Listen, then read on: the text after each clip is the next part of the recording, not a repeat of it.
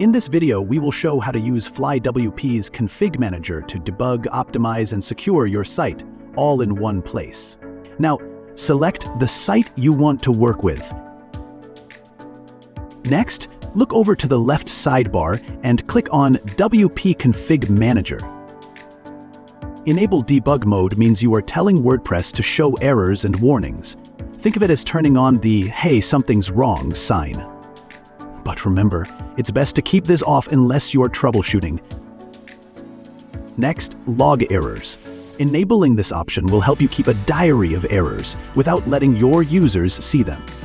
It's like taking notes during a mystery movie. You need to know what's happening behind the scenes without ruining the show. Display PHP errors will show those pesky errors right on your site. This is handy if you're troubleshooting, but unless you're in a debugging mode, let's keep this option off. We don't want your visitors to think your site is a broken toy. Enable Script Debug allows you to use the unminified core files, which can help diagnose JavaScript or CSS problems. But beware, keep this off in a live environment to keep your site performing like a champ and safe from dragons. Disable JavaScript Concatenation stops WordPress from merging JavaScript files in the admin area. If things get messy, you can turn this off while you debug.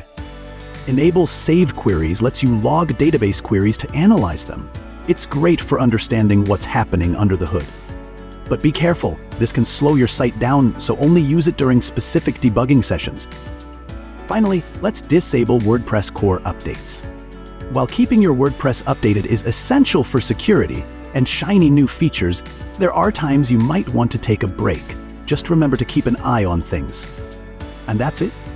After making all those snazzy adjustments, don't forget to hit that Save Changes button. Your updates will take effect right away, ensuring your site is configured just the way you want it. Thanks for joining us today, and happy configuring. See you next time.